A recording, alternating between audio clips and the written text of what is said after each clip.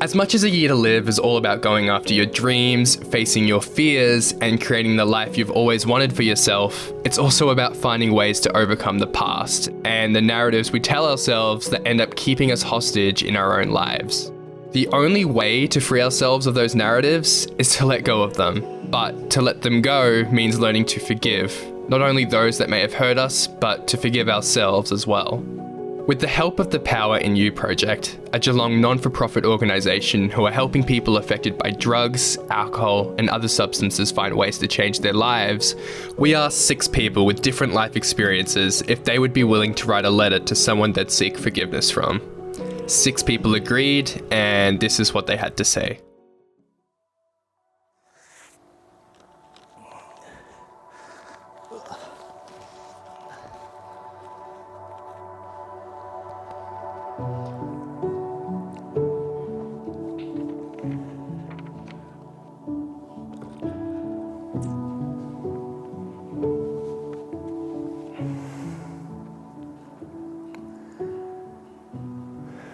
Mum and Dad, To the Morrow family. To my family, Dear grieving family, I'm sorry for the sleepless nights that I caused you.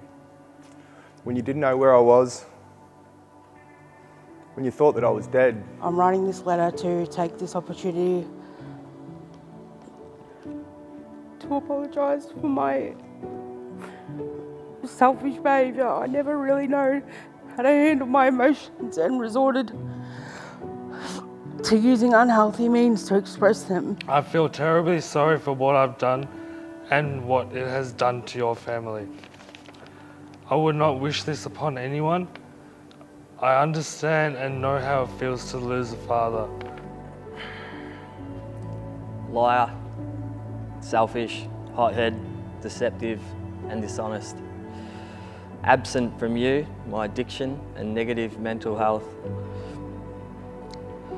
It had broken you, our children and myself. I would like to say I'm sorry for my actions that took away your much loved son, grandson, brother and uncle away from you. And due to my conduct, you bid farewell to Robbie far before his time and when he had so much life left to live. I think writing this letter is a step forward to my recovery and take responsibility for my bad decisions that I have chosen for the last 8 years, being selfish and only thinking about myself. I'm sorry for the yelling, screaming and chaos I caused within the family. I shouldn't have been driving whilst under the influence, let alone driving with no sleep because of meth.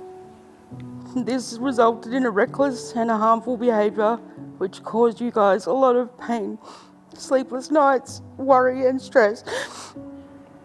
Time and time again, I ignored the heartache on your face. I continued to take part in destructive behaviours. That pushed both you and I to our limits. You didn't deserve those years of hurt. You didn't deserve the turmoil I put you through. I'm sorry for the hurtful things that I said. I'm sorry for making you cry. I'm sorry for the aggression that I've shown. I wasn't angry at you. I was angry at myself. I honestly wish it was the other way around and it was me and he was still here and it was me that was passed away. You continued to push and tell me I could do better, to be better, and that I could achieve more. You had patience, love, kindness, and your understanding. You stood by me throughout my faults, encouraging me to move through the motion despite all the pain I'd caused you. I was desperate. I was desperate to take away the pain that I felt from all the things that were making me feel dark within my life. The bullying that I received. I take full responsibility for my actions on that day, and due to my immaturity and addiction and lack of responsibility, my driving took him away from you, and rightly so. That is my cross to carry every day. You deserve better than what I gave. I'm sorry I let you down. I'm sorry for the way I spoke to you, the way I ignored you, and what I did to you. I used drugs to try to fit in, and now all they've caused me is more pain, hurt, and now that pain and hurt that I've felt, you also feel that too. I lost all connections with my kids and my loved ones, and not realising that I was hurting the people around me who really loved me. I'm sorry for those nights your pillow was soaking wet, from all them tears you had cried because of me.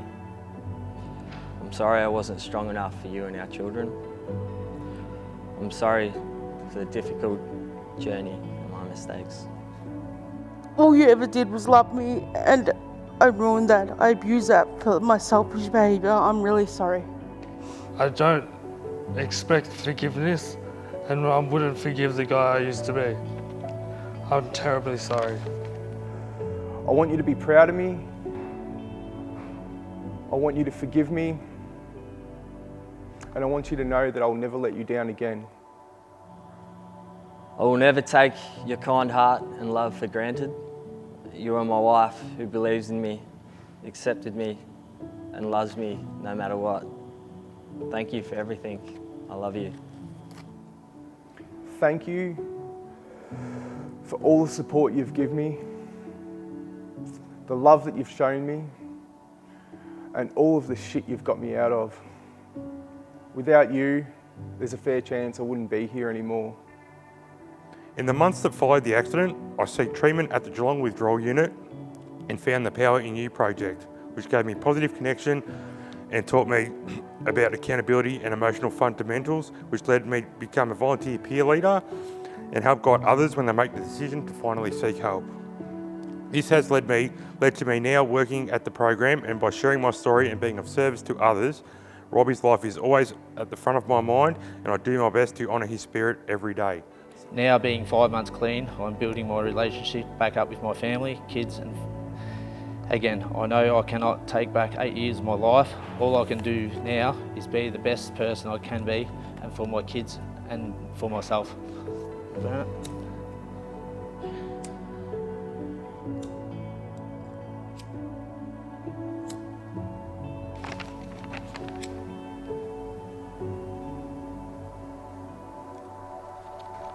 Seeking forgiveness can sometimes feel like an ocean. It comes in waves. Sometimes the water is calm and sometimes it's overwhelming, and all we can try to do is learn how to swim. But there's still going to be times where it can feel like we're drowning. When we seek forgiveness, it isn't really about another person. It's about us. It's about our heart and our soul being at peace. It's about us healing and moving forward in a new direction that looks different to the old one. It's about us not letting the past hold us hostage anymore. We become hostages to the narratives we tell ourselves on repeat. As broken as it can feel at times, there's something to be said for how we can hold ourselves together and keep moving through the storm. Because the truth is, healing doesn't have to be pretty or graceful. Most of the time, it isn't anyway. You just have to keep going and keep moving forward as much as possible. Everyone makes mistakes in life. Sometimes good people make bad choices. It doesn't mean they're bad, it means they're human. What's broken can be mended. What's hurt can be healed. And no matter how dark it gets, the sun is going to rise again on a new day. Which means at the end of the day, you are strong enough to face it all again, even if it doesn't feel like it at the time. Forgiving ourselves is the only way to start again, and self-forgiveness isn't just a brave act. It's a necessary one, because forgiveness is freedom. It liberates us and releases us as hostages from the cages we've locked ourselves away in.